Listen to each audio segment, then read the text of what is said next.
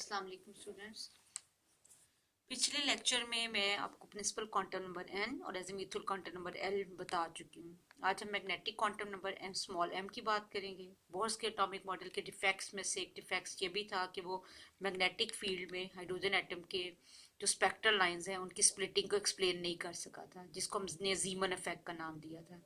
इस स्प्लिटिंग को एक्सप्लेन करने के लिए हमें third quantum number magnetic quantum m जो है उसकी ज़रूरत पड़ी। इसकी वैल्यू 0 से स्टार्ट होती है, +-1, +-2 और +-3। जो वैल्यू ऑफ m होती है वो l पे डिपेंड करती है। अगर l की वैल्यू 0 हो यानी s सब शेल हो तो m की वैल्यू भी 0 ही होगी। l की वैल्यू 1 हो p सब शेल तो l की वैल्यू 0, m की वैल्यू 0 भी हो सकती है, +-1 भी हो सकती है।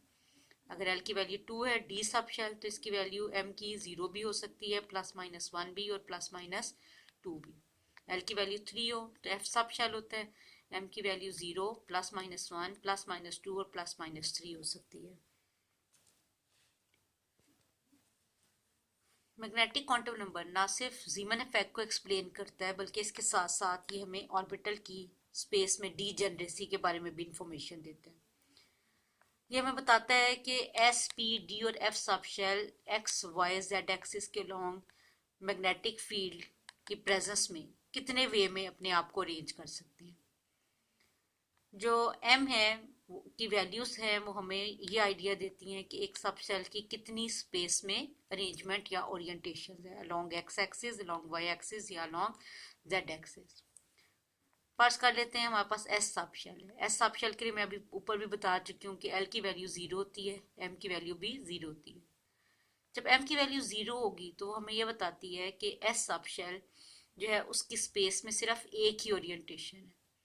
वो अपने आप को मैग्नेटिक फील्ड ऑन हो या ऑफ हो, एक्स वाई और जेड एक्सिस के अलॉन्ग सिर्फ एक ही वे में अरेंज कर सकते हैं। इसका मतलब ये हुआ कि S subshell further orbitals में डिवाइडेड नहीं है। उसके बाद आ जाते हैं पी सब शेल के ऊपर। इसके लिए एल की वैल्यू 1 होती है। मैं अभी ऊपर बता चुकी हूँ कि एम की वैल्यू 0 +-1 होगी। एल जब एल 1 होगा पी सब शेल के लिए तो एम की वैल्यू 0 भी पॉसिबल है, +-1। ये हमें बताता है जब m की 3 वैल्यूज हैं, 0 भी, +1 भी, -1 भी, तो इसका मतलब ये हुआ कि p सब शेल की स्पेस में 3 ओरिएंटेशन होती हैं। वो अपने आप को x, y और z एक्सिस के लॉन्ग 3 वे में अरेंज कर सकता है और ये तीनों ऑर्बिटल्स एक दूसरे के परपेंडिकुलर यानी 90 डिग्री के एंगल पर होते हैं। एक को हम px का नाम देते हैं, एक को py और एक को pz। ये एग शेप लोब्स होती हैं जिनके जो पॉइंटेड एंड होते हैं वो एक दूसरे के साथ टच करती हैं, जो p सब शेल्स होती हैं। और क्या है कि मैग्नेटिक फील्ड अगर एब्सेंट होगा तो ये एक एक ही जो है ना एनर्जी वैल्यू शो करते हैं। इसी वजह से हम इनको फिर क्या कहते हैं, डीजेनरेट ऑर्बिटल। लेकिन जब मैग्नेटिक फील्ड ऑन हो तो ये 3 डिफरेंट ऑर्बिटल्स में स्प्लिट हो जाते हैं, P X, P Y and P Z. तो इसलिए हम कहते हैं कि इनके अंदर 3 फोल्ड डीजेनरेसी मौजूद है। जितनी एम की पॉसिबल वैल्यूज होंगी स्पेस में उतनी ओरिएंटेशंस होंगी, उतने ही उसके अंदर डीजेनरेट ऑर्बिटल्स होंगे। तीनों डीजेनरेट ऑर्बिटल्स का क्या क्या नाम है, P X, P Y, P Z. तो जब 3 डीजेनरेट ऑर्बिटल्स होंगे तो हम कहेंगे कि इनके अंदर 3 फोल्ड डीजेनरेसी है। डीजेनरेट का मतलब होता है इक्वल एनर्जी के ऑर्बिटल, जो कब स्प्लिटिंग शो करते हैं, जब मैग्नेटिक फील्ड ऑन हो। अगर मैग्नेटिक फील्ड नहीं अप्लाई करेंगे तो फिर ये स्प्लिटिंग शो नहीं करते। इसी वजह से लाइंस की स्प्लिटिंग हमें मैग्नेटिक फील्ड में तो नजर आ जाती है, उसके बगैर नहीं नजर आती।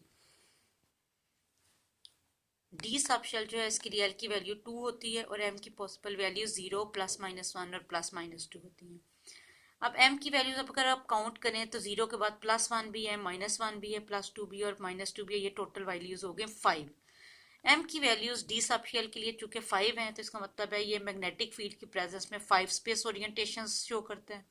लेकिन in the absence of magnetic field इसके पास 5 इक्वल एनर्जी के ऑर्बिटल्स मौजूद होते हैं। जैसे पी के पास 3 होते हैं तो हम कहते हैं उसके अंदर 3 फोल्ड डीजेनरेसी है। इसके अंदर चूंकि मैग्नेटिक फील्ड की एब्सेंस में 5 इक्वल एनर्जी के ऑर्बिटल मौजूद होते हैं जो तब स्प्लिटिंग नहीं शो कर रहे होते in the absence of magnetic field. इस वजह से इस ऑर्बिटल की जो डीजेनरेसी है वो 5 फोल्ड है। उसके लिए एम की 3 वैल्यूज थी, इस सब शेल के लिए एम की 5 वैल्यूज हैं।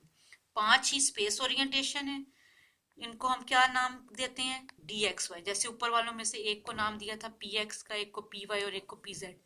इनकी जो स्पेस ओरिएंटेशन में 5 तरह की इनकी अरेंजमेंट्स हैं, उनमें से एक को नाम देते हैं डी एक्स वाई का, दूसरी को डी वाई जेड का, एक को डी जेड एक्स का, एक को डी एक्स स्क्र हाइफन वाई स्क्र और एक डी जेड स्क्र। ये जो 5 के 5 हैं डी ऑर्बिटल्स, ये शेप पे आइडेंटिकल नहीं है, लेकिन मैग्नेटिक फील्ड की एब्सेंस में ये 5 के 5 ऑर्बिटल्स जो हैं वो एक जितनी एनर्जी शो करते हैं। और इसी वजह से हम कहते हैं कि जैसे P की 3 फोल्ड डीजेनरेसी है तो D सबशेल की 5 फोल्ड डीजेनरेसी है।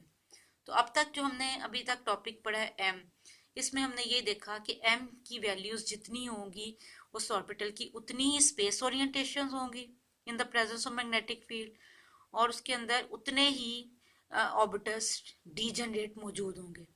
P के लिए अगर M की वैल्यूज 3 है तो वो 3 फोल्ड डीजेनरेसी रखता है, और अगर डी सबशेल के लिए M की 5 वैल्यूज हैं तो वो कितनी डीजेनरेसी पोजेस करता है, 5 फोल्ड डीजेनरेसी। अब बात कर लेते हैं F सबशेल की। इसके लिए L वैल्यू 3 होती है, तो M की वैल्यू 0 से स्टार्ट होते हुए प्लस और नेगेटिव से जाते हुए 3 तक जाएंगी, ठीक है, क्योंकि L जो है जो M जो है वो L पे डिपेंड कर रहा होता है। L की वैल्यू 3 का मतलब है M की वैल्यू 0 से स्टार्ट होके प्लस माइनस 3 पर एंड होगी, तो 0 इसकी वैल्यू है, फिर प्लस माइनस 1, प्लस माइनस 2 और उसके बाद प्लस माइनस 3। इसकी स्पेस में ओरिएंटेशंस जो हैं वो in the presence of magnetic field जो होंगी वो फिर 5 नहीं होंगी इस डी की तरह, क्योंकि उधर तो 5 वैल्यूज थी, इसके अंदर है 7। और इसके अंदर जो डी जनरेसी आएगी वो ना तो पी की तरह 3 फोल्ड होगी ना डी की तरह 5 फोल्ड होगी। इसकी जो डी जनरेसी होगी वो क्या होगी, 7 फोल्ड। 7 फोल्ड डी जनरेसी का मतलब है मैग्नेटिक फील्ड की एब्सेंस में इसके अंदर 7 इक्वल एनर्जी के ऑर्बिटल मौजूद होंगे। लेकिन जब मैग्नेटिक फील्ड ऑन होता है तो ये स्प्लिटिंग क्यों शो करता है, क्योंकि ये 7 डिफरेंट स्पेस ओरिएंटेशन शो करता है। डी इसलिए स्प्लिट करता है क्योंकि वो 5 डिफरेंट ओरिएंटेशन शो करता है। पी इसलिए स्प्लिटिंग शो करता है क्योंकि वो 3 मोड ओरिएंटेशन शो करता है। तो इस क्वांटम नंबर के फायदे क्या हैं कि इससे हमें एक ऑर्बिटल की स्पेस में ओरिएंटेशन और डी जनरेसी दोनों पता चल जाती है। और तीसरा ये क्या करता है, जीमन इफेक्ट को एक्सप्लेन करता है।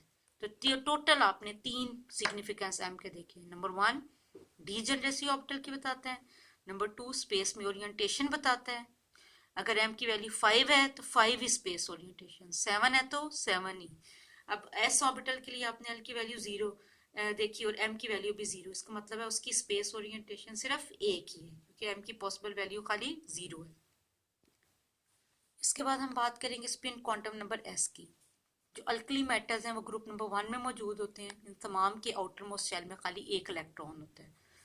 जब हम इनका एटॉमिक एमिशन स्पेक्ट्रम रिकॉर्ड करते हैं तो इलेक्ट्रॉन जो है वो हायर ऑर्बिट से जंप करके लोअर ऑर्बिट में आता है, यानी ग्राउंड स्टेट में आता है। अगर हम सोडियम के स्पेक्ट्रम को आर्म स्पेक्ट्रोमीटर से ऑब्जर्व करें